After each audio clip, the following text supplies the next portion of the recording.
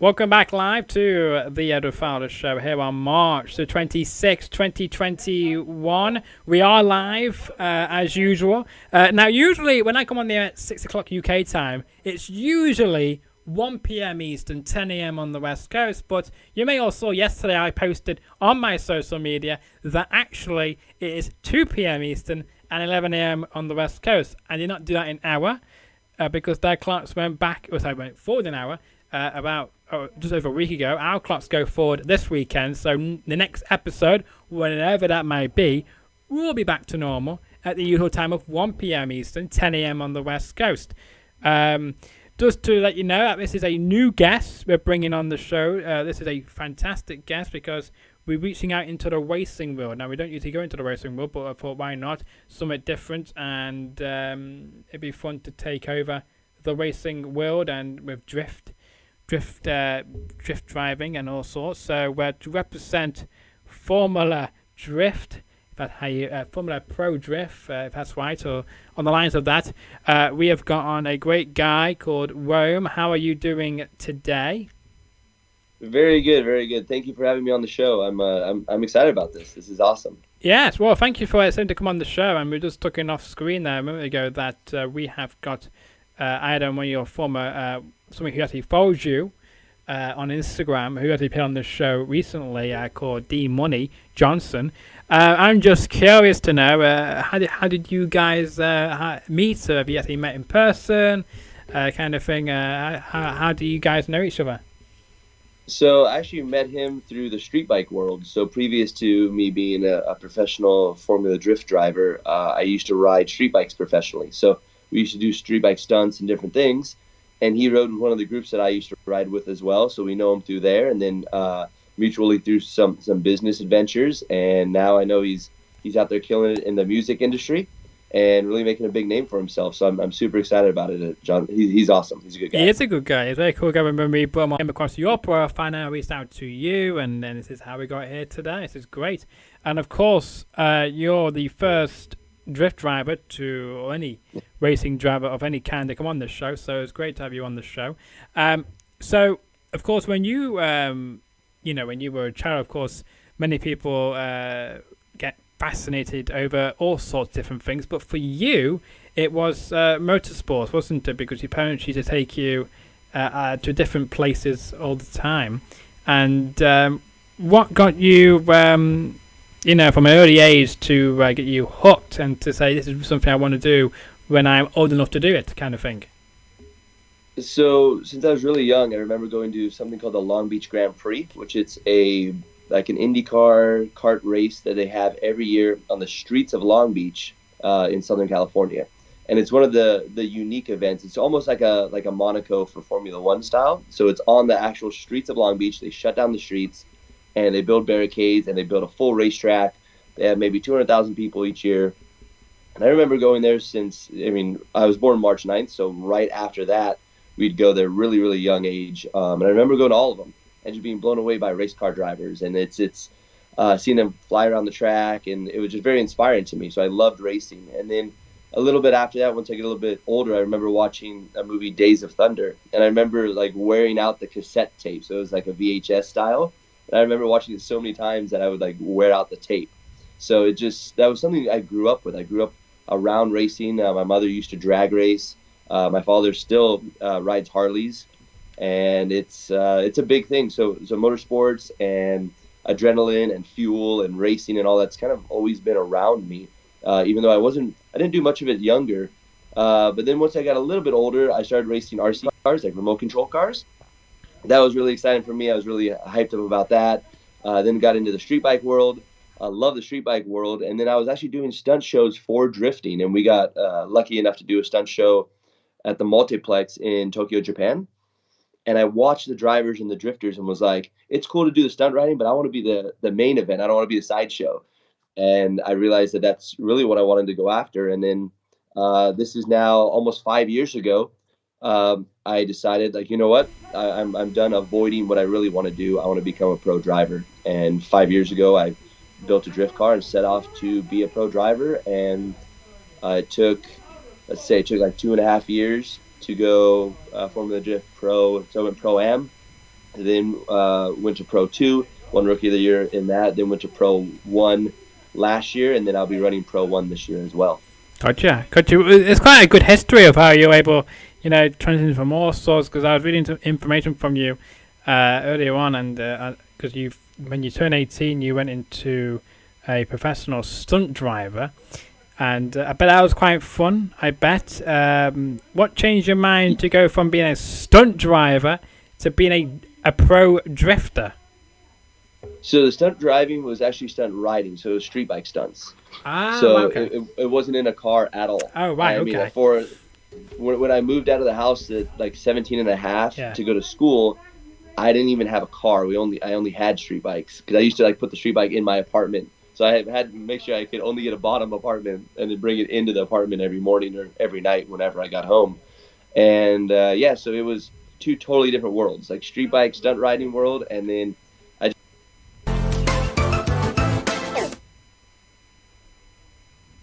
doing a lot of events for them, and it was like the coolest thing ever. And then now looking back on it, it's probably a lot safer also because you kind of, you're in a car.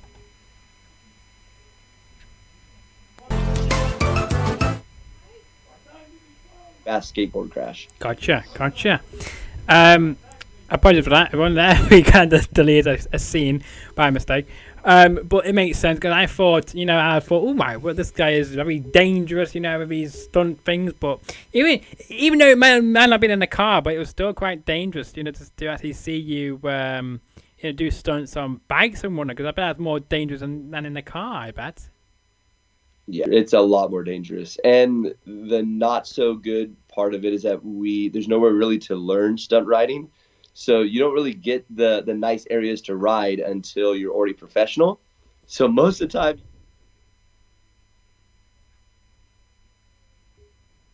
ride a wheelie. So it's not very safe, pretty dangerous. There's traffic, there's cars, you can go to jail. Like it's a very different world. So going from that to an organized setup, drifting on tracks, on racetracks, on closed courses, on skid pads, it made more sense to transfer over because I was like, this thing can grow as a sport and expand versus the street bike world. At the time, at least for me, it was kind of a weird scenario.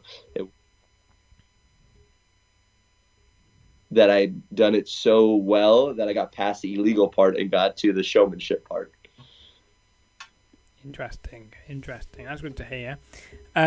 I'm glad you moved away from that because you might have some serious injuries. Doesn't matter how professional or how pro you can try and make it as real as possible. You can still do some serious damage, even if you're not even a stunt driver. So I'm very happy you went from the motorcycling, the motorcycle world to being a car dude. And you're now a pro drifter, of course. And what was the reaction then in the what the reaction and feedback like during the 2020 season? Because I know that's I think has finished. I could be completely wrong. I know. I was checking on the website earlier today as well that the next dates is in May, then June. And I think August and September. I could be wrong about that, but I know May and June for definitely because there's a race on my birthday, June 18th, June 19th, so of 2021. So can you also give us any details of if you're going to be involved with any of those months I've just mentioned then as well? So firstly, what was the feedback and reaction like in the 2020 season for yourself, and if you'd be taking part in the coming months in the next season? Season was very unique for us. Dates got kind of moved and shuffled around based on the pandemic. So as the pandemic increased or decreased, we got stuff moved around. We had fans, no fans, more fans, no fans. So everyone was just working the best they possibly could to make everything still happen. I mean, Formula Drifter worked extremely hard to get out there, to really to talk to the venues, talk to the states, the areas, the counties, see what's allowed, what's not allowed, how many people. I mean, it was crazy to where it's like, okay, you're allowed to have 250 people at the whole capacity, but you can't be together. You have to be spaced out, and like limited team access. I mean, it was a lot. So we made it through that. That was amazing. I don't know how they orchestrated that, but they did. They got us through that. And then going into the season was a little rough for us personally. We ended up crashing our truck and trailer on the way to the very first event. Yeah, so I heard about that news as well. Yeah, crashing, flipping the truck and trailer, which was kind of like a catastrophic failure at that point because we had to find a trailer. We're 18 hours out of California, but we were still 28 hours from our destination. So kind of in the middle of nowhere for us. We had a lot of teams. This is one thing I really loved about drifting. We had a lot of people I've never heard of before reach out to us. We found trucks, we found trailers, we found everything, people helping us load stuff in. It was a weird karma thing that happened too. So a couple weeks before that, a stunt driver, so an actual stunt driver who does movie stunts and stuff, asked us if I would come out and do donuts around him and his girlfriend at the time, and then open the door and hand off the ring to him. And then he was going to propose to her as we were doing a burnout in between and like around like, this whole show thing. Oh my God! And it worked out super, super cool. It was awesome. It was drone footage. It was a big, like, really, really cool experience. He wanted to get her into seeing what drifting was about. Yeah. She had no idea. Her whole family came out from New Mexico to see it. Like, it was really, really cool. Well, the next week we flipped and crashed in Gallup, New Mexico, and out of the blue, he like gives me a call. He's like, "Hey, don't worry. My whole family's from the town you're currently stuck in. They'll be there in a couple hours. They're going to help you unload everything, transfer everything from one truck to another truck to trailer to all that." And it was just weird. Like, it was a really, really crazy coincidence that it was like 1 week apart of a gentleman I just helped out to get his life going again, and his family helped me out to get my life going again. Yeah. So it was an emotional roller coaster for sure. We got through it, and then ran the year and did really well in the entire season. So that was cool as a rookie year, going out there and fighting hard and doing well there. And then this year we're running the entire season. We're running all of Formula Drift Pro 1. We're also running Clutch Kickers, which is a side event. It's called like a $100,000 drift event. So there's a lot of money to be won in that series. And it happened to fall in between like us driving around. Oh, that's good. So it's nice because the U.S. is quite large as far as like distance of driving. So even though we're in California and they're in Florida, which is technically still U.S., it's 55 hours driving one way. Oh, that's a lot of driving. It's after hour like 20 something. You're just going now. You're like, whatever. I'm driving for a couple days straight. Yeah. So it's crazy because I'll drive for 8 hours. The wife will jump in for another 4 or 5 to 8 hours, and then I'll jump back in for 8 hours and try and sleep. And we just keep on going. So it's nice. It's a very unique experience. But once the truck and trailer gets to the East Coast, it's actually out there for almost 8 months. So it kind of tours around the full East Coast for all the events, and then we start coming back all the way across to Seattle, which is in the top north of the West. Okay. And we just start running there, and then turn around and then come back down, and it's a really fun experience. I'm excited for the tracks. There's a couple tracks this year that we've never drove before, we've never even seen. So I'm excited to see those tracks in person, get to drive them, run on them. I want a little redemption for Road Atlanta because 2 years ago in in Pro 2, Road Atlanta, I good practice laps, and then we had torrential downpour, and they kind of put the track on pause. And then once they started again, I realized that, and being from Southern California, I have no idea how to drive in the rain, especially not drift in the rain. So that's going to be a challenge, isn't it? It was a huge challenge, and I realized that that I was not up for the challenge. So 0-0, zeroed out of the round, and I was like, no. So it was that I want some redemption this year. We're ready for any weather at Road Atlanta, rain, hail. I mean, if it's going to snow, whatever it is. Because last year when that happened, the next day I was like, okay, it's going to rain. So we went down and rented the track. Me and a couple guys who didn't do very well rented the track across the street from them, which is called Lanier. And it was pouring rain all day, and I ran through all the fuel I had. I ran through everything just to figure out how to drive a drift car fast against a wall in the rain. So, wow. Whatever my weakness is, I try and fight for it and push through and figure out how to make that a strength. Yeah, absolutely. But some interesting stories there as well. So I'm glad that yourself is okay, because I remember when I was typing your name, the first thing that really pops up when typing your name into Google is the accent. So that's something hopefully this year could be kind of go down the search. Hopefully the newest shirts will be like you're winning the trophies, you're winning these races, and making better news stories than that awful crash. But I'm glad that yourself and everyone else involved were okay, and same for the person helping you out as well, by the way. So I'm glad that he was fine with his crash, and I'm glad that everything worked out fine for you, and I'm happy that at least you get to experience the whole season this coming year. I'm guessing that you will have to have a COVID test or something, or maybe even you might not even need that, because you might already be getting the vaccine already. You never know, depending how far you may be, of performing, which you may get to get in line to get the vaccines as well. So if you do not have the vaccines before the first event, I'm guessing there'll be like a COVID test or something either way. I'm guessing. I don't know. You can get more information. If you know, you may not know yet. They may not give you any details at the moment. Don't know, and it's weird traveling cross country. It's almost like going to mini little countries. Yeah. So in California, it's masks on everywhere.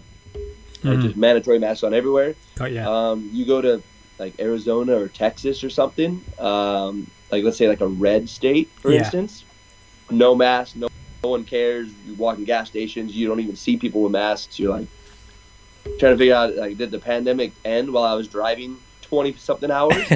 So it's very, very weird. Like, mattering what state you're in, you'll see masks or not see masks. So it's like little mini countries that you're going across, even though it's just, it's the United States. Yeah. It's still, every state's like totally different. And you could tell too, because when you drive in, they have the digital like billboards. Okay. And when you drive in, some states will be like mask up for safety and COVID, whatever else. And some of them, like when you enter Texas, it's like stay off the phone, seatbelt on, stay safe. Like no mask, no COVID. Like COVID's not happening there or something. I don't know. It's really weird what states you're in. Like what is going on. Even when we got to Florida, even when you go in the hotels, no mask, no nothing, and they don't even have the mask signs on it anymore. Oh, interesting. And it's weird. Like mattering where you're going determines who says what is mandatory and what's not. Yeah. So we try and just wear masks because we're going to multiple places. We're interacting with a lot of people, so we wear masks. Kind of mandatory for our team and to keep us, our team, and our sponsors all healthy. So that's kind of just our protocol. Yeah. But yeah, it's kind of a free for all in different states. It's very weird. It is very strange as well, but I'm guessing as well. Hang on, one camera. I'm guessing because of to make sure you just said there to keep yourself and everybody in your crew in your bubble. Let's say a bubble safe. Then that's the best thing you can do. Of course, masks as well. As I say, masks don't always work, but the majority of the time they do work, depending on how long you wear them for. Because I know in California, you mentioned as well. I saw some on the TV this morning when they were interviewing some people in California. Some people wear 2 or 3 masks on, at the same time. I don't know if that is the protocol in California. I have no idea. It might be just their preference. I have no idea. But as I saw, I thought, that'd be a good question to ask. Yeah, I have no idea. I've seen people wear like multiple masks. I'm totally not sure on that. Yeah. I mean, my everyday life doesn't interact with a lot of people. I build race cars and drift cars for a living, so I don't know. Actually, that's kind of inaccurate. I used to build drift cars and race cars for a living. Now I'm pretty much full-time driver. Gotcha. I mean, we drove 4 or 5 times this week. Wow. I drove last 2 days. I drove Grid Life. We did the skills battle for Formula Drift the day before that. Tomorrow we're driving a private event at Horse Thief for like media and editing and film stuff. And then the next day we're driving a grand opening of a new track. So we're always driving a lot now. But during the COVID, there wasn't a lot of driving. So I was basically just building race cars and prepping cars for Pro and for Pro 2 and for other drivers and for Pro-Am stuff. And you're not in a whole interaction with a lot of people. It's you go down, you pick up supplies, metal, this and that, and then you're building the car for a week or so. So it's the mask thing. didn't really affect me too much. Also, in the shop, I wear a mask so I can breathe because of like welding and fumes and cutting metal. Mhm. So when they're like, "Oh, everyone has to wear a mask," I'm like, I already do anyway, so I just have to keep it on for longer. Yeah, that's fair. But yeah, because like your you know, what's the word I'm looking for? Like in your particular area of work, I'm going to use that word instead. I can't think of the other word we're going to look for. Is because you guys do that already. You know, you guys wear gloves, you guys wear masks when you need it to. You know, with the parts you may be building and whatnot. So I mean, you guys are kind of used to wearing masks and gloves. Maybe not for the amount of time you have to, but you're kind of wearing them long enough to where you need to wear them for a particular part before the whole mask thing came into place. So I mean, you guys are more used to wearing them before the whole world, or you know, we were used to wearing them. If that makes sense. So, but I get that as well. Because I want to know as well, because like your cars, then I'm guessing when you first started, you were the main guy making them all, you know, building them all. Did you have a particular shape of model you're gonna build at the time, or do you just thought? Because I'm just curious to know how you came up with the designs of your cars. Like, did you have like blueprints you found from off the internet or somewhere else to say I'm gonna do something like this, or completely something random? You know, you get a little different parts and see what I can come up with. Oh, your internet comment is funny. I try and completely avoid the like other people telling you what to do build scenario online. Yeah. Only for the simple fact of like you have to ask yourself, are they qualified to be giving this advice? Yeah. Because I find a lot of people that are I guess you call them forum qualified. Mm-hmm. So they've read a lot of forums, and then they're going to tell you their advice based off the forums that they read, which isn't necessarily wrong. But there's so much information from so many different places that the information was probably very accurate when they read it, but when they put it with different information, it probably became inaccurate because they don't work together. Yeah. Just because I've had people share very random thoughts on things, and I try and understand where it comes from. I'm like I don't understand. You know, it doesn't piece together. Like their information is very correct in both areas, but like separate areas. So I try and avoid that, and try and just find the people who are actually doing it and follow what they've made successful, because that seems to be the easiest plan or version for me, because they have proof that it worked. So that's kind of my always go-to. Is my first question is, you know, is this person qualified to be giving me this advice? And if he is, then I'm all in. So that's just a little side note off of what you said. But as far as building cars, I originally had an '86 Toyota Corolla.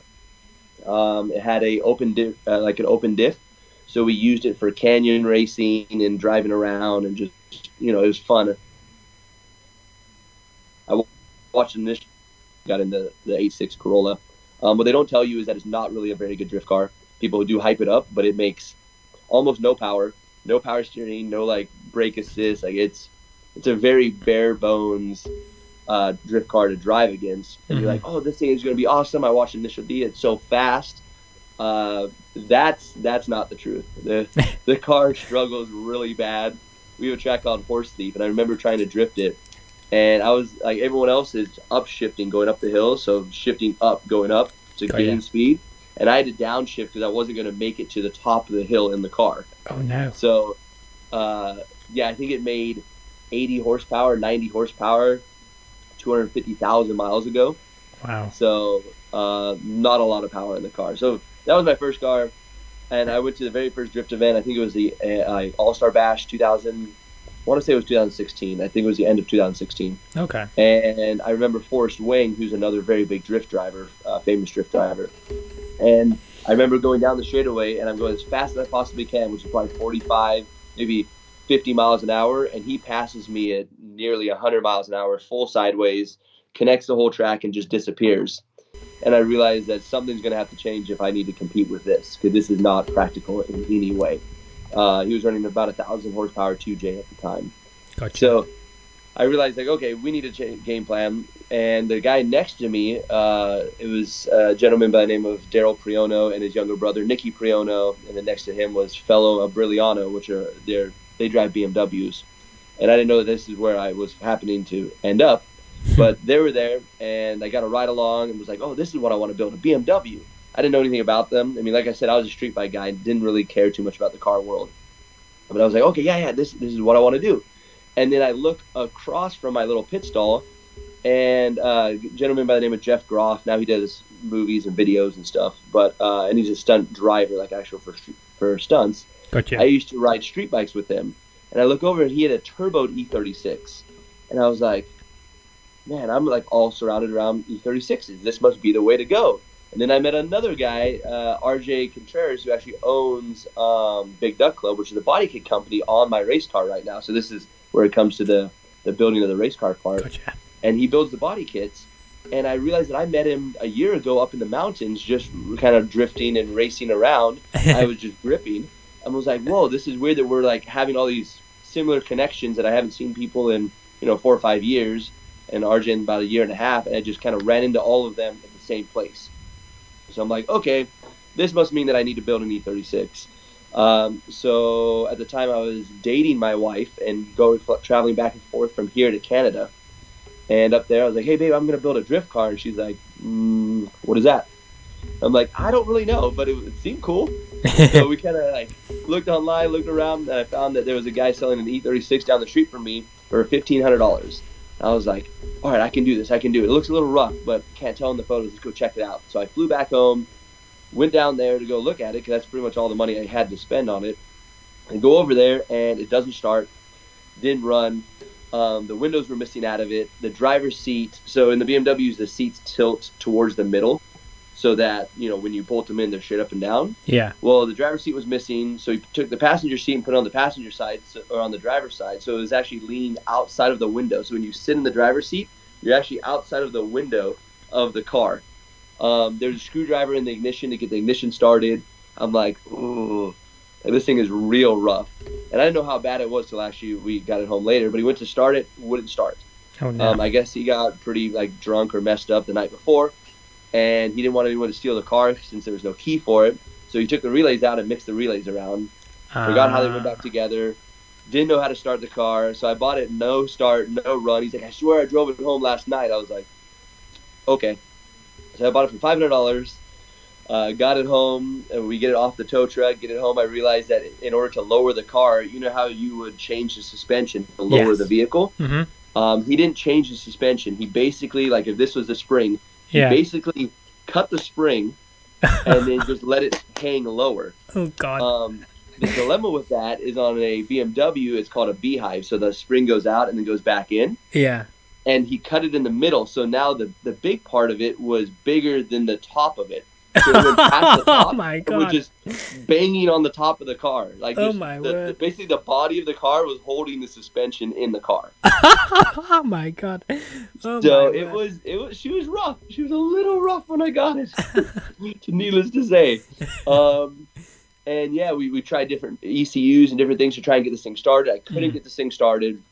I went to the junkyards, and the second time I went to the junkyard, I looked over at the relay box and was like, those are in different spots than mine. So I took a photo of it, went home, and realized that the guy got so messed up, and then realized really what happened was that he moved the relays around so no one stole the car. And then I put the relays back in the place they were supposed to be in. The car started right up. Awesome. So that was my first success or big win with the car, was getting the thing finally started and driving and moving. From there, went with suspension, started going to events, and for a long time, I just drove the car. I'd street drive the car to the event, drive home. And I remember driving all the way to Las Vegas, Nevada, which is about 200 something miles in the car. And we drove all the way up there. That was my first event that I put these new Feel coilovers on. So I put these Feel coilovers on the car. Super excited about it. Drove out to the event. Had a bunch of different random size tires, which in drifting or in any kind of racing, you want to have the same tire consistently so that it's, you know what the car is going to do. Yeah. But I couldn't really afford that. So we had random tires, random rims, just anything that would fit on the car. And I remember going out there and qualifying second, which was the first time I've ever qualified. I was super excited. This is Holly LS Fest, so it's a huge deal for everyone. I qualified second. I was super excited. There was some other pros out there. I was excited, and I ended up driving really well with different random tires and ended up winning the event. And Well, that's that good. became like the first event I ever won. And I remember getting like a custom made steering wheel, all like wood grain that said Formula or Drift Champion of nice. LS Fest, and Holly actually ended up becoming one of my sponsors after that. Well, that's good. Because they're like, dude, you drove this car here, right? I was like, yeah. And everyone else had like trucks and trailers and setups and all this stuff. So I was definitely the underdog showing up.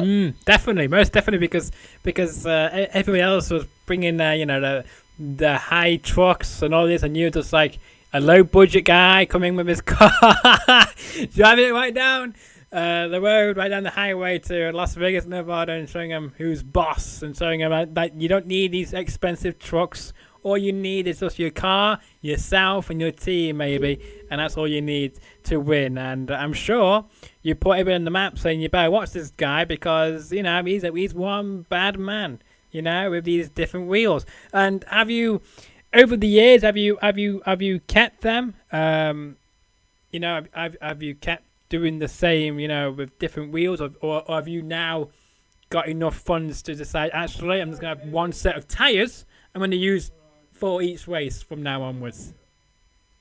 Yeah, so this year we currently partnered up with a company called Esr Wheels. We love the design and everything because they make it in-house in Brea, California, which is pretty close to us. Oh, yeah.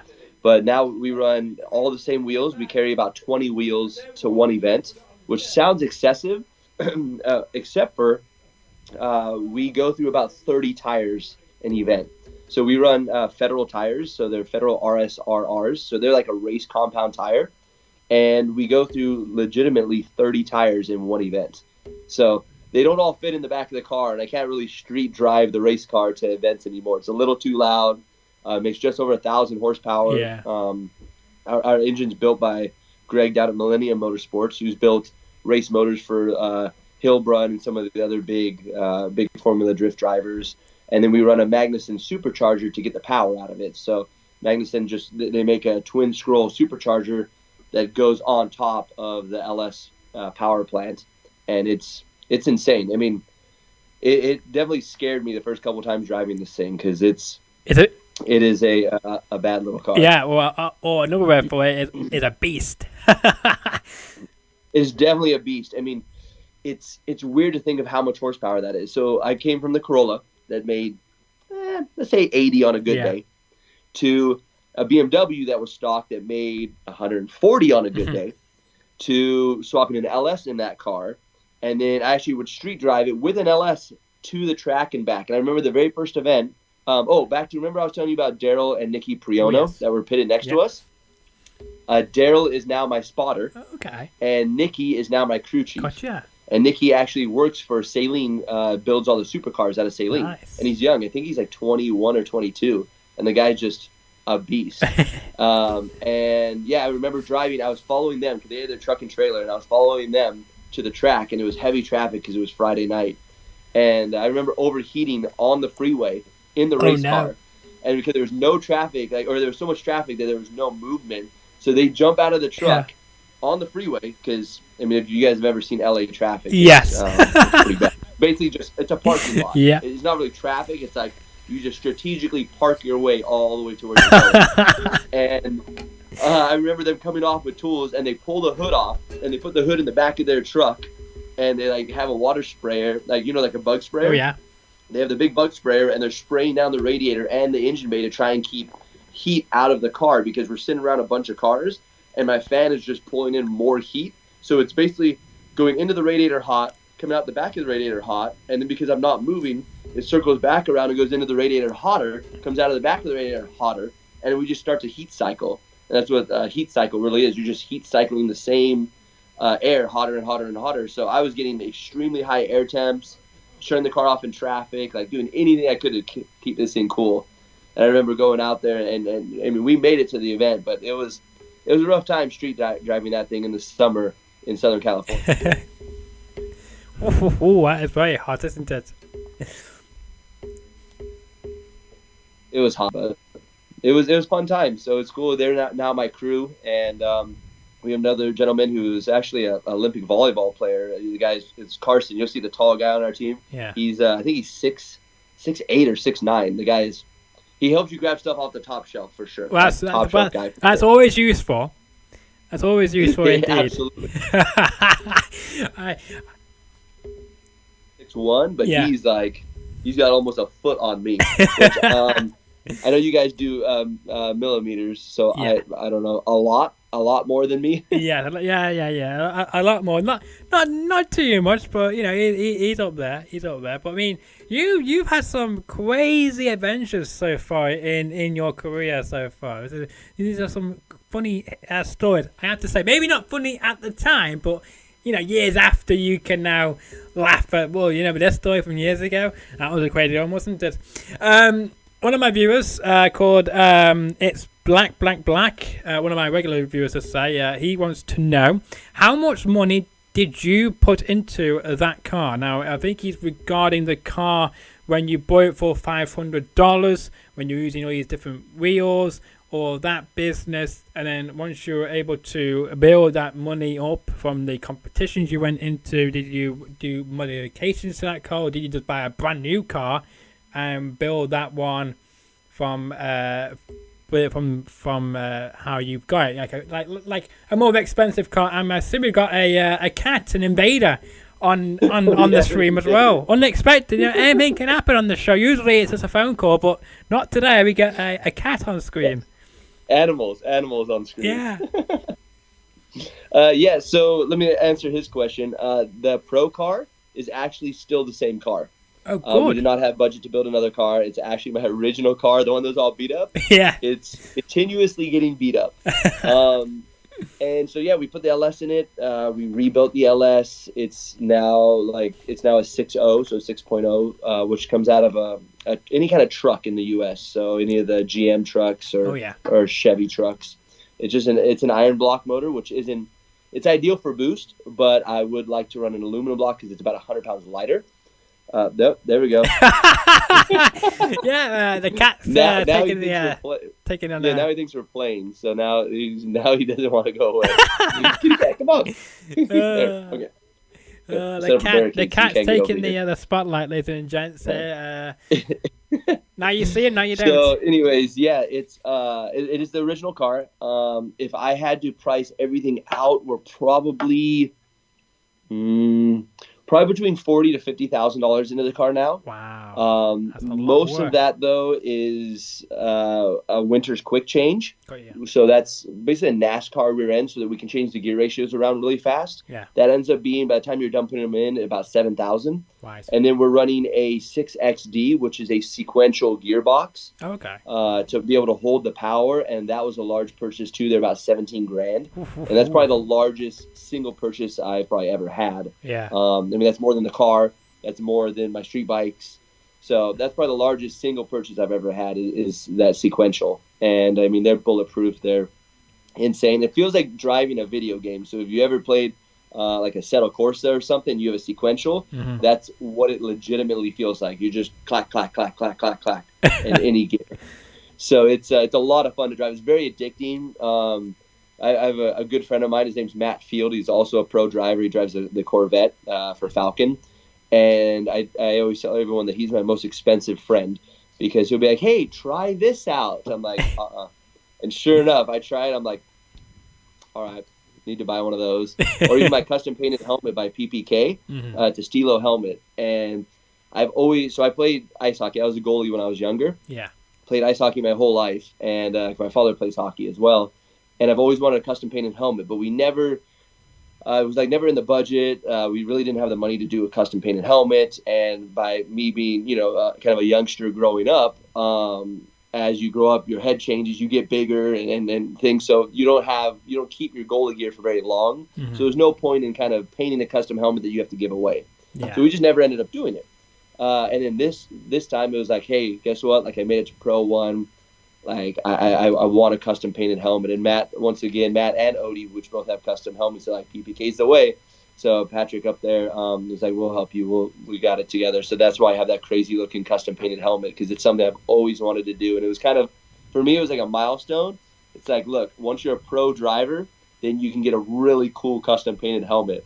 And I remember driving and even stunt riding different things. You know the professionals from the non-professionals, because the professionals always had like a crazy looking cool helmet, and that was just something I've always wanted. And it probably doesn't mean anything to anyone else, but for me it was like a milestone because, like I said, growing up and seeing the Formula One drivers and race car drivers, I'm like, look, the guys with the custom painted helmet, those are actual like teams of people that made this whole program go together, and that's a professional race car driver. Look at that helmet.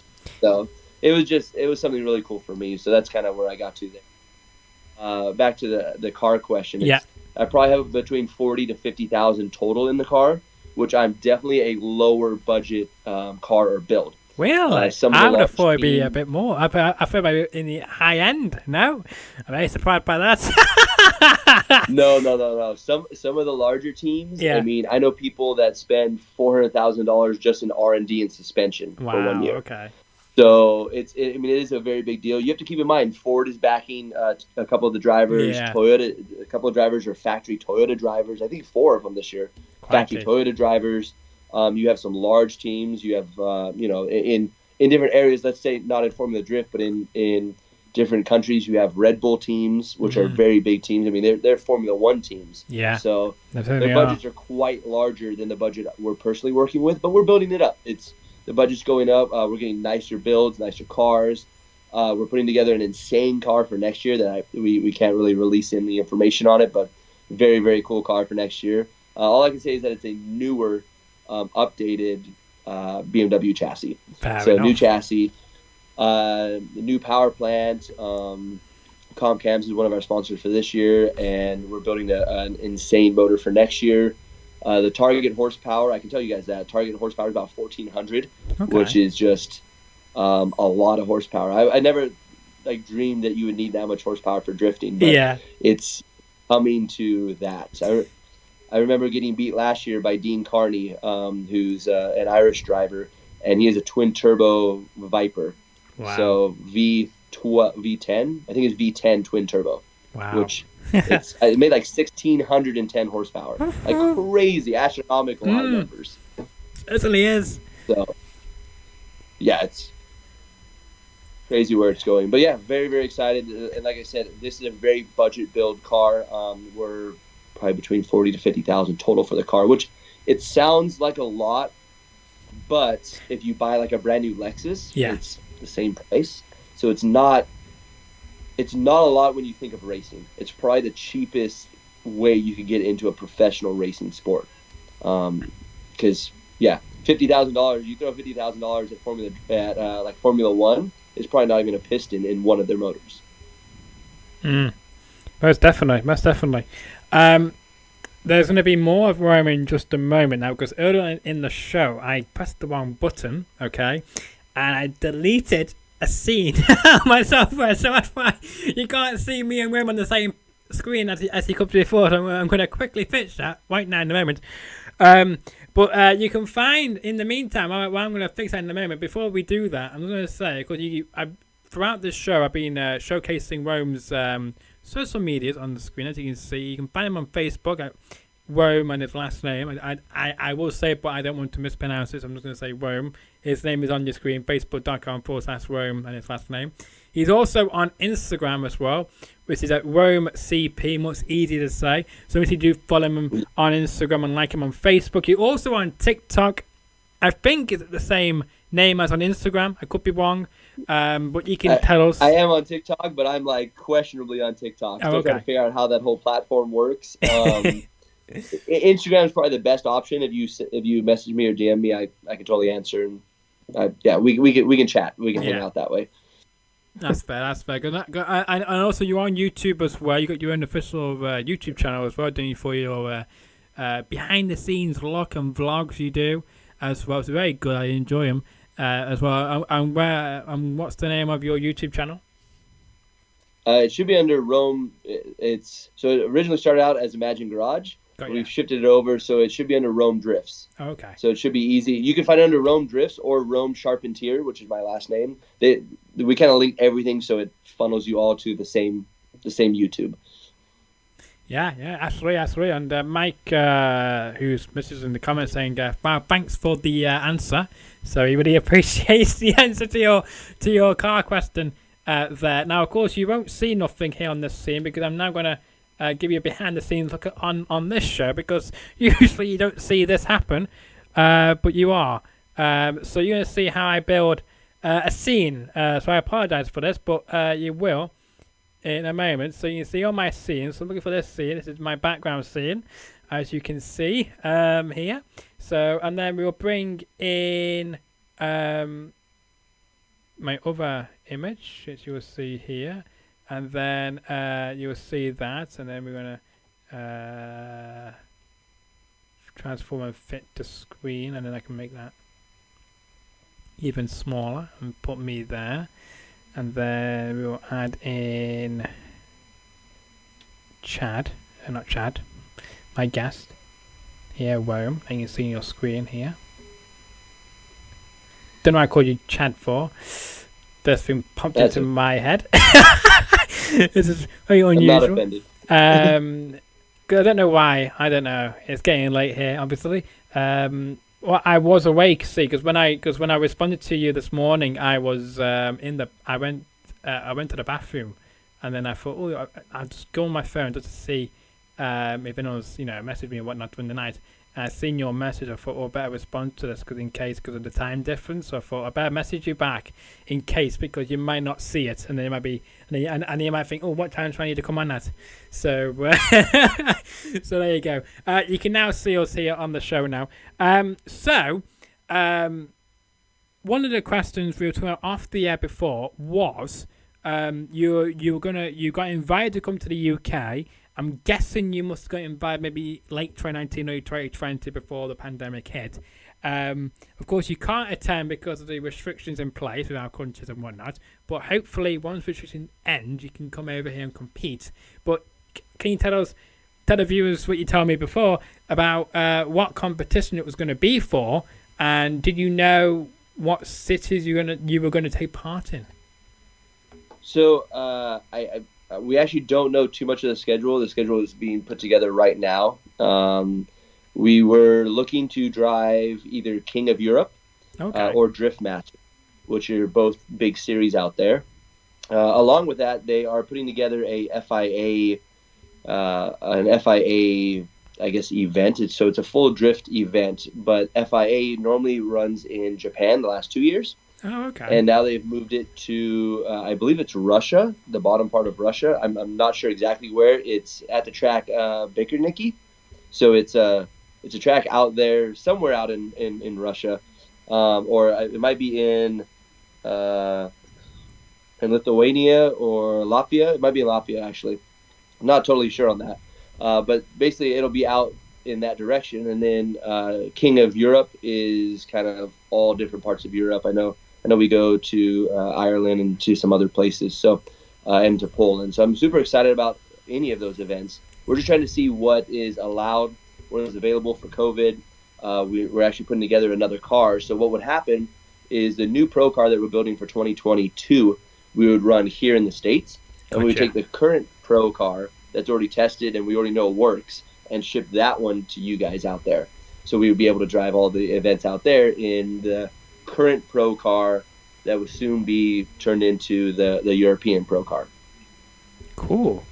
Because we're quite good to see you race, on the other side of the road, for instance, or and to get a feel for a different, different cities, different cultures as well.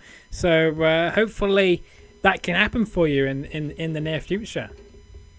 I'm super excited about that. And the style is very different, too. You guys have a lot of high-speed tracks, which we have high-speed tracks as well. Mm-hmm. But from my understanding, most of it's pretty flat. Yes. Versus us, most of our tracks are old NASCAR tracks. Okay, yeah. So we're very fast, but we're throwing it up on a bank, and we have big bank walls and different things. So it's a two totally different styles of driving. And we notice that because most of the European drivers, when they come over here, they do excellent on the flat track. Like Road Atlanta. Kristaps won Road Atlanta. Yeah. And he's a driver from out there with you guys and phenomenal there. But when we when they get to the bank tracks, it's like this is totally foreign territory for them. And the J drivers or the Japanese drivers, the same thing. They have a lot of high speed and a lot of real technical tracks.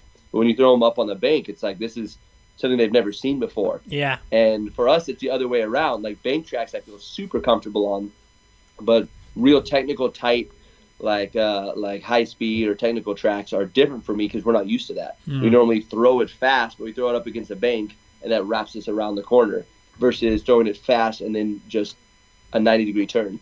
Yeah, because I agree there, because we do have a lot of flat tracks compared to you guys. Your tracks are mostly for NASCAR in it, and maybe even the odd Formula One as well, because I know you guys do a lot of hosting for Formula One races over there as well. But I know the big racing sport over there, though, is really NASCAR. And, I'm very surprised that you've not decided to go into NASCAR. Could we ever see you go into NASCAR maybe one day if you want to go into that route or not? Or are you quite happy with what you're doing at the moment? I would say probably not NASCAR. 500 miles of turning left is a little monotonous. Yeah. I don't blame you. After the excitement of Formula Drift, I just don't know if I could turn left for 500 miles. But I bet it's quite easy because I know in the video game, because I used to play video game like V Wally, those games where you do a lot of drifting. I did not like those drifting ones. I always find it very hard to drift and to make sure to stay forward, not going drifting all the way around to where you're going the wrong way, if that makes sense. So I never really like the drifting bit. But, I mean, playing real life, it's probably even harder to control the car as you're drifting, to make sure you drift and then make sure you can go on to the next corner to do the same thing again. Because I bet it's quite hard. I bet when you first started, it took you a few attempts to make sure you did that without turning the wrong way around, or kind of thing, or having a guy saying turn around and whatnot. Yeah, I was not very good at the beginning. I don't think anyone ever is. Yeah. But I was not very good at the beginning. I was pretty bad. Is there any videos of when you first began, or are you quite lucky that there's nobody recording any of you from back then? I don't know. Possibly. I mean, I can look. If I find any good old videos, I will post them. I'm sure, because there has to be, because I have pictures of from when me and my wife first met in Canada. So, if I have those pictures, I should have some kind of questionable drifting videos somewhere. It's just for a good throwback and a good laugh, isn't it, to see how far you've come from when you first began to where you are today, kind of thing. Because I know as well, when I was researching, you also have something in Canada, don't you, as well? Is it a garage you have in Canada, or is it something else? No, so after or during, like towards the end of the stunt riding career, so to speak, I went through a transformational training, so kind of like a Tony Robbins style training.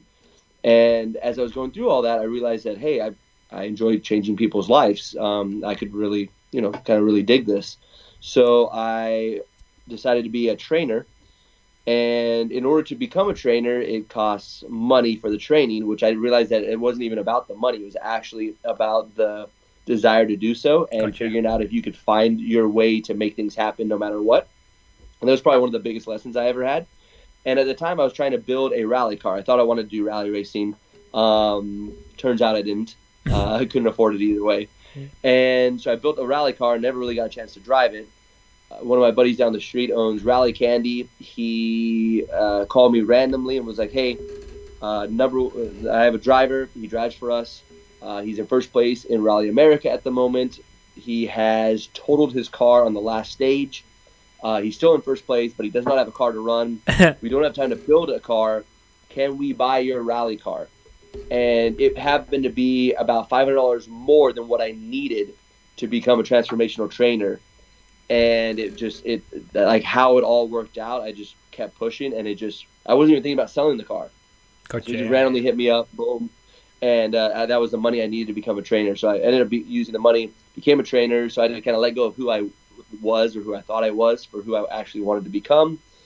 Became a trainer. We opened up 5 centers. So I had a center in Seattle. We had a center in LA, a center in Winnipeg, Canada, which I'll tell you a funny story about Winnipeg. Yes, please do. I know somebody. Well, I don't know somebody personally. And there was two celebrities who live in Winnipeg, Canada.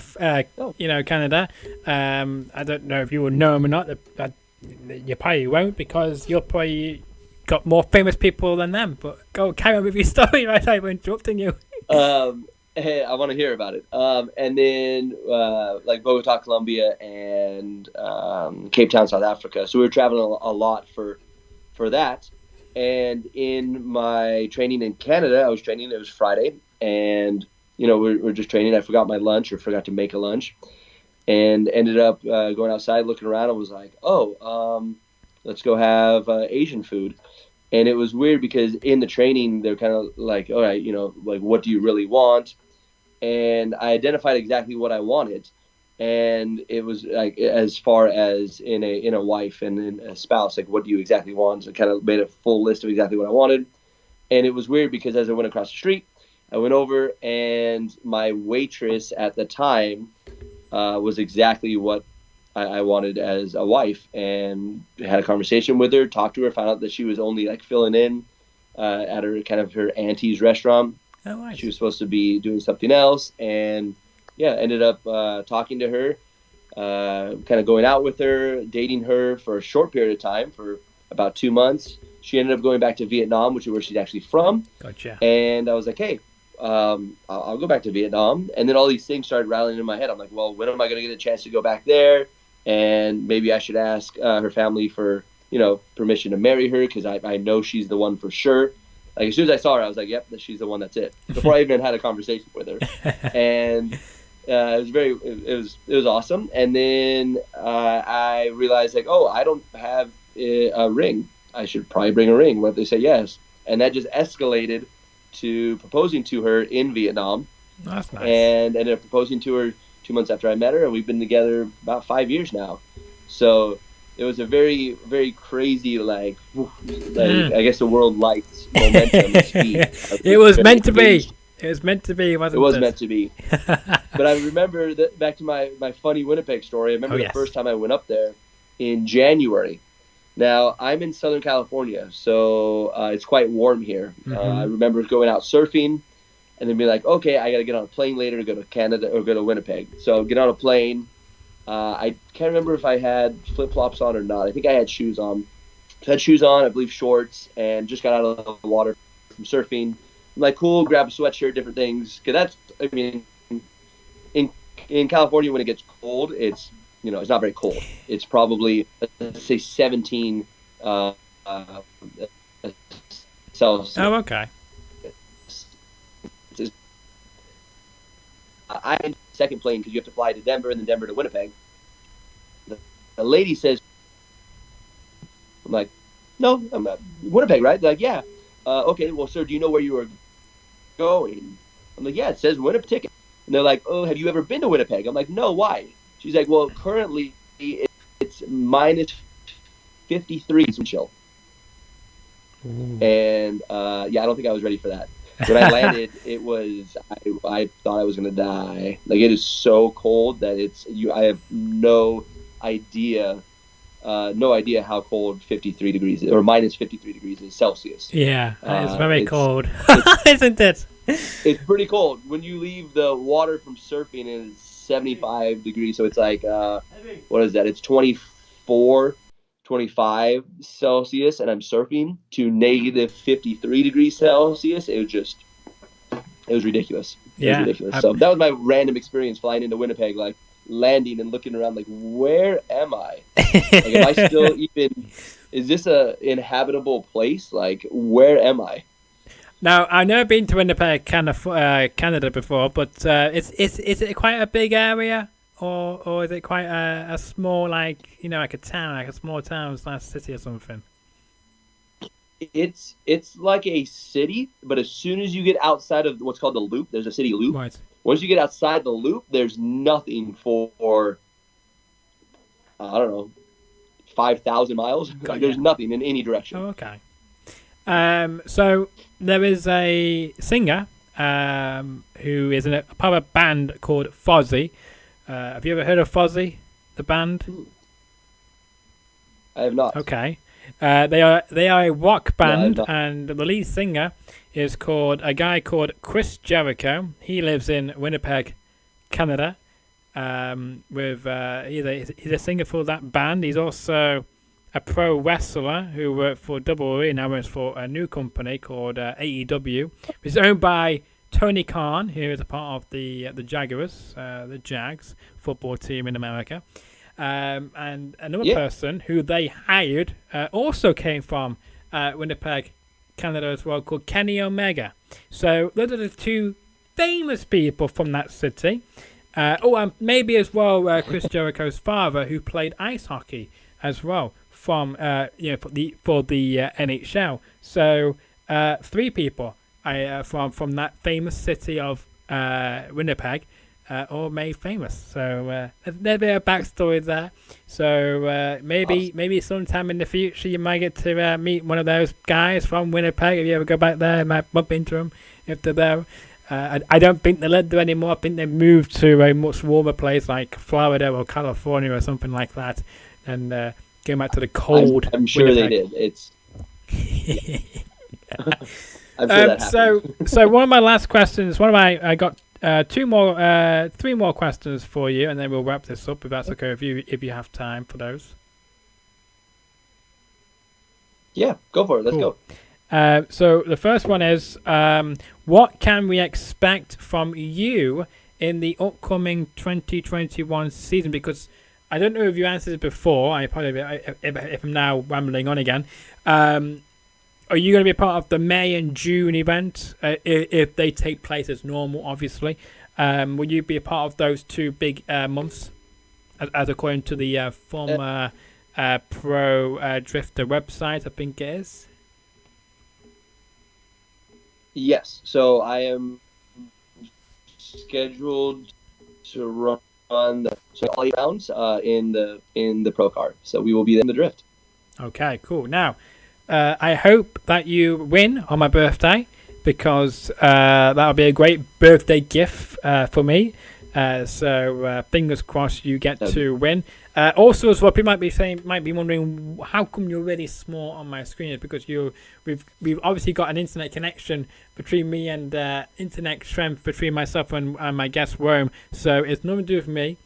Nothing to do with my guest. It's just the internet connection. Obviously, is a bit lower, so it's making him very small, but he will come in and out. So it's not me controlling him. It's not me saying I don't want to see him on my screen now, kind of thing. So I'll try and zoom in as far as I possibly can. So I just putting that there, and people might start commenting after they're saying, why was Edward keep zooming you in and out? And I'm like, it wasn't with me. It's just the slow internet connection.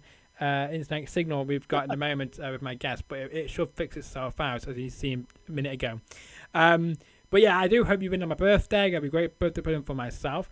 What has been some of your favorite memories and moments so far in your career then?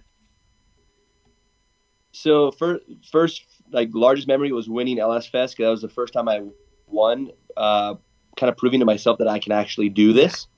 So it was game on from that point forward. I was like, I can actually do this. Let's go. Also, winning Rookie of the Year in Pro 2 was a huge step for me, because I was like, I can definitely make this happen. And it was cool because I was actually in a location that started at the beginning of the Pro 2 year, so first actual pro year. Went to the first event, did not expect very much. Honestly, not very high expectation. I think there was 64 drivers. Wow. We ended up finishing second that event on the podium. I got a cool little, or not cool little, but big carbon fiber trophy, which I've always wanted one of them. I think I've seen that. I was more excited about the trophy than the actual win. So I think I've seen that on your Instagram. I think you posted. That. It might be something else you made. Yeah, it was a while ago, but yeah, I posted it. So that was really good, and I almost won the event. Almost means I didn't, but I almost won the event. I had an alternator cable come off. Running, when I came up to the line, my dash was flashing at you, like danger, danger, because I had no alternator to charge the battery. So my battery voltage was going down. Oh, no. And if it goes below 9, the car shuts off. Oh, great. And I'm throwing it up against a bank at about 85, 90 miles an hour. Oh. You do not want the car to shut off, because you lose power and go straight into the bank. Oh, God. So I kind of played it safe and entered the bottom of the track, Right. and I ended up losing. But I didn't total the car, so that was a plus. That's a good thing. Or even injure yourself, because I've seen some horrific car crashes, in NASCAR and F1 where they lose control, they crash into the barrier, then the car blows up in flames, and then you see the driver quickly getting out if they can. If not, they get the people coming up to him, dragging them out before the car explodes. So you did the correct thing. You may have lost the race, but it's more important to make sure your car and yourself are not going to be seriously hit or, get your car totaled, which we do not want. So we did well. So I was really high, right? Like, woo, like, dude, we're going to kill it this year. Then we went to Road Atlanta. I did great in practice, torrential downpour, boof, 0-0. Didn't even qualify. So I'm like, oh no, maybe I can't do this. And then the next round, boom, St. Louis, way up. I ended up second on the podium again in St. Louis with a very bent car. So every battle, we got ran into every battle. So the car was super bent. I remember going in the burnout box and only being able to burn out one way to warm up the tires because the car was it burn out and then it go and I couldn't burn out the other way. Oh my word! So it was bent, real bent. My spotter's like, "How's the car?" I'm like, "I drifted one way, man. We're good." Oh, never mind. We're not good. It won't drift to the right, only to the left. Oh no! Oh my word! Oh, really, really good. Then we're going into the finals, which because in Pro 2 you only run 4 rounds. So going into the finals in Texas, I had a killer run. Ended up qualifying 6th. Which the other guy I was running against for the top. So right now I'm in second place in the championship. Ended up qualifying 6th, which bumped me ahead of the current leader. So in points, I was ahead. I was actually winning the championship at that moment. I went out for final practice right before top 16, and ended up going a little wide at the transition by the tire wall, burying the car into the tire wall, and almost totaling the car. I turned it into a TI, it's called. So it's a short version of a BMW. Gotcha. Basically, from the rear wheels back was off the car, and the left front was off the car, and the radiator of the car was out on the grass. So, car just disassembled the car. I was like, no, because we're battling for the championship at the moment. Yeah. The crew comes on the phone, or on the walkie, is like, hey, guess what? Even though you might not be able to get back out there, don't feel bad. You just won Rookie of the Year. So even if you don't get the car back together, you won Rookie of the Year, you're going to be okay. I was like, all right, good. We're rocking. Let's try and get the car back together. I realized what type of community it was as soon as I got back to my pits with the car because we had 8 teams around us. Wow. Then everyone put hands on deck. We got the car back together in less than 15 minutes. The whole car back together, aligned, straight, back out on track. And, I ended up running the next that battle against Devin Brockaway. My car was very bent again. Oh, great. It was still bent from the previous round, but now it's bent from the previous round and bent from this round. Oh, my word. It was bad. And I was a little rattled because I spun around and blacked out, came back. It was a lot going on. Yeah. So I ended up losing that battle. But either way, we still won Rookie of the Year. We had a chance of winning the championship. It was good. It was a really good time. So that was a very emotional roller coaster year for sure. And yeah, that was very, very humbling and very exciting at the same time. So that was a very close year to me. And you said highlights in my career. The other big highlight was running against Odie in round 1 of 2020. Did very, very well there. Lost on more a technicality thing, but it's all good. Just going out there and running against pro drivers that you look up to is insane. And then one of the biggest pieces that pushed me from this year, pushing me hard to next year, was my final battle in Irwindale during the finals, and I ran against Michael Esr, which is a driver I've always looked up to and a driver I saw at Long Beach Grand Prix win. So I was like, this is insane. I'm driving against this guy, and we're really good friends now. But it was still crazy to look up to him. Mm-hmm. And on the most dangerous part of the track, I told myself I'm not going to lose because I'm scared. And just kind of hammered down through the transition. Yeah. And when I came through the smoke, I was just on his door. On his door, rubbed him, and then ended up pushing too hard and kind of going a little bit offline, and ended up losing because I went offline. But the fact that I held on through the scary transition and right against the guy's door, that was like a huge eye opening to where like, look, not only can I do this, but I can do this very, very well. Yeah. So I just have to push through whatever fear I have out on the track and just go for it all out, and I can make it happen. So that's probably my highlight of this year was that last run. It was such a highlight that he actually I had him sign my door where we like made collision. So is that still in your car today? Or have you? Yep, it's on my car right now. We're gonna end up unwrapping the door because we have to design a new livery for it. But I'm gonna try and save the door as much as I possibly can. Yeah, or maybe if you can't, then maybe you can get him to re-sign it again in the future. Well, I'm sure that there'll be much more connections and door damages this year because my main goal for this year is driving more aggressive and making sure that I do not lose because I'm cautious. There we go. That's what we wanted to hear, because that's what we can expect from Rome in the upcoming 2021 season. We look forward to seeing it. We can't wait. Is there any places where my viewers can tune in to watch these races when they start in May, or is it all stuff? Yeah, absolutely. So the first event that we're doing, which is the end of April, which is the Clutch Kicker series. Okay. You can go to clutchkickers.com. You can go to Clutch Kickers Instagram or YouTube or Facebook, and it's live on all of those. So that's just the smaller series that we're running. But for Formula Drift, you can download the Formula Drift app.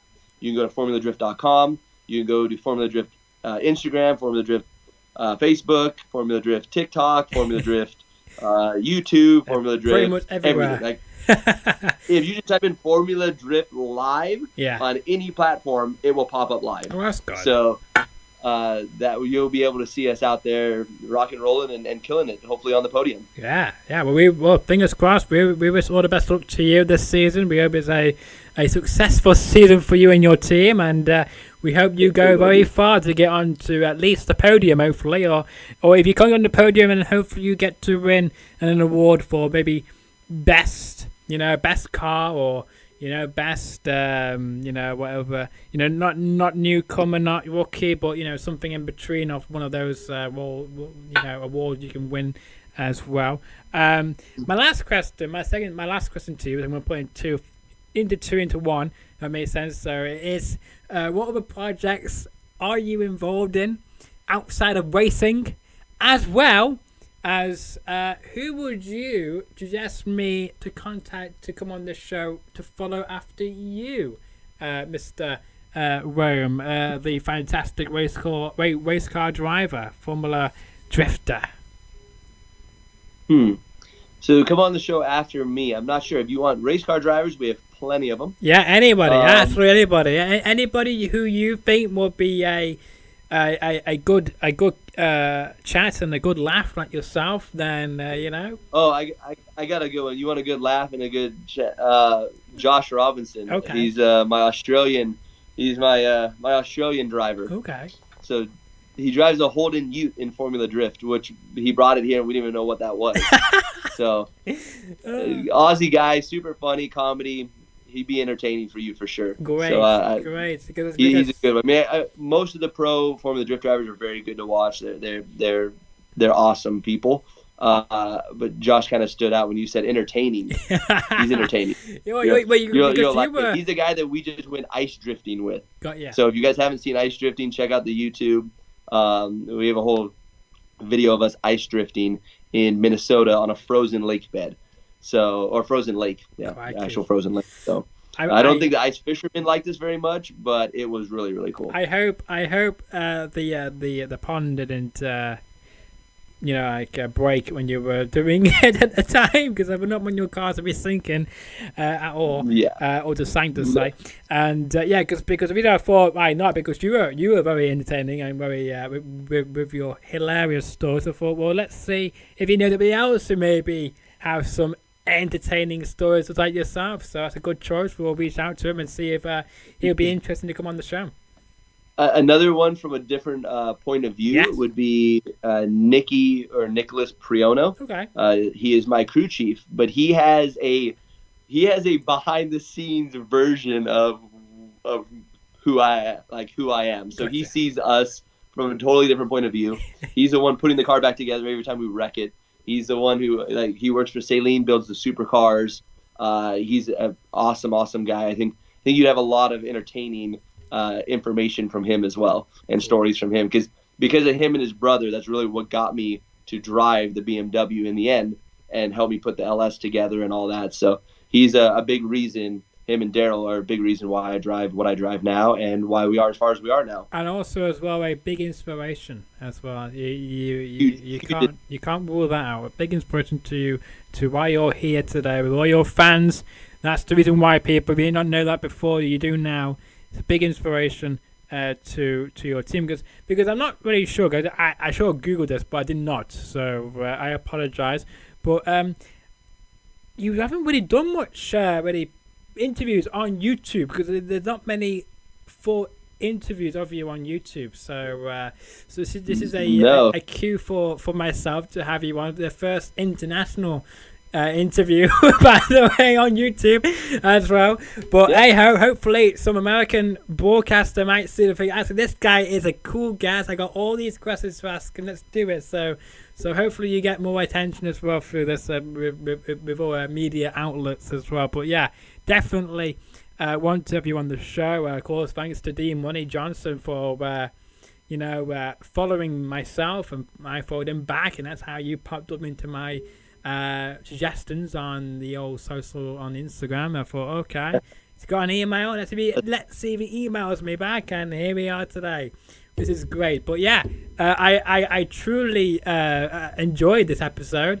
With good chemistry between you and me. It took a minute to get the chemistry there once we began, but once we got it started, once we got the conversation going, we had a blast, I thought.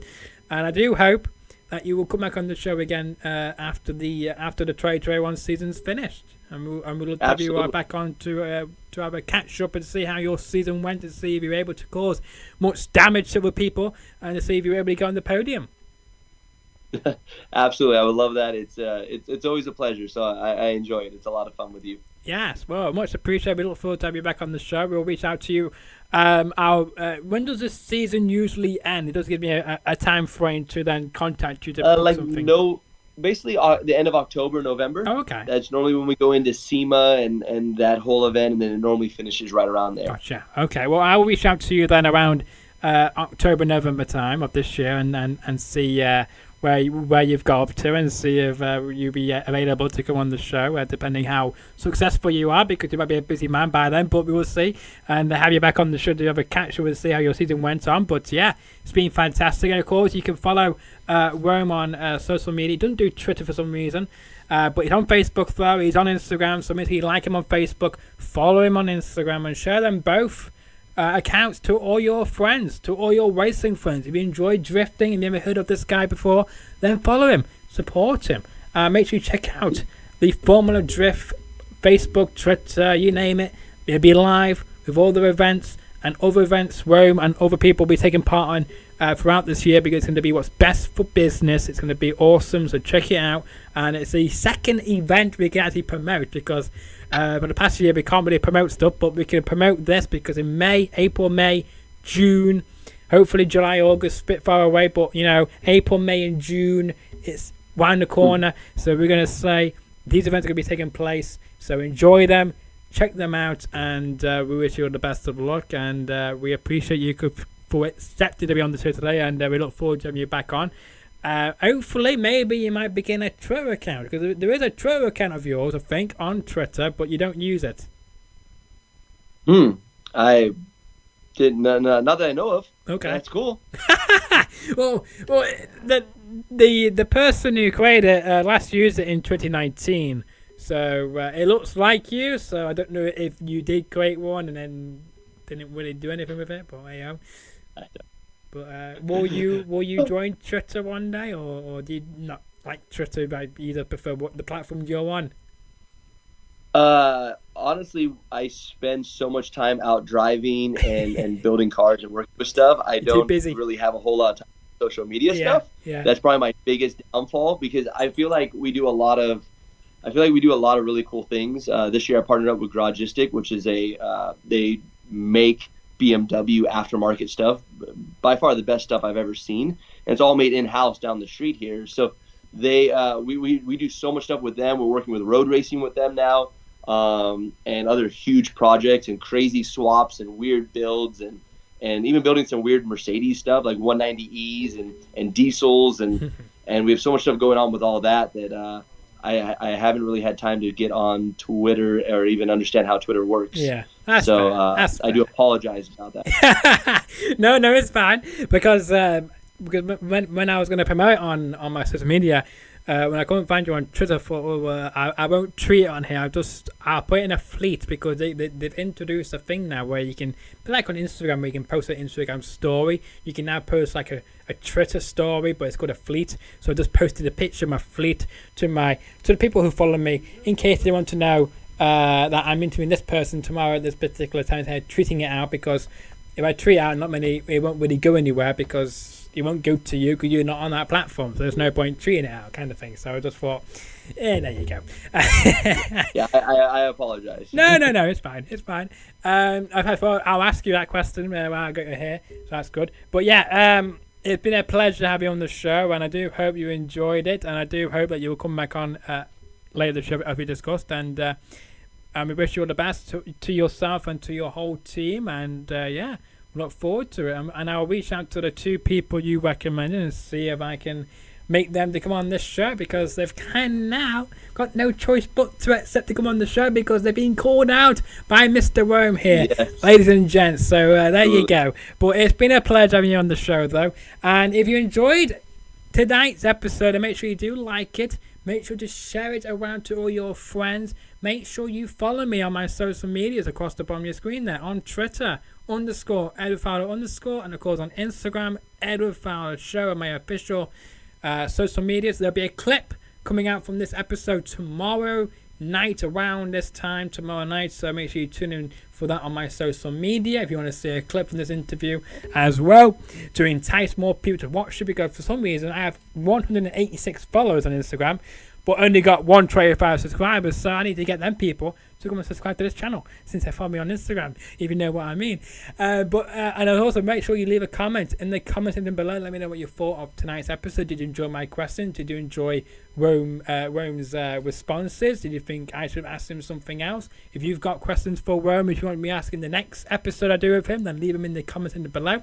Make sure to subscribe with notifications on.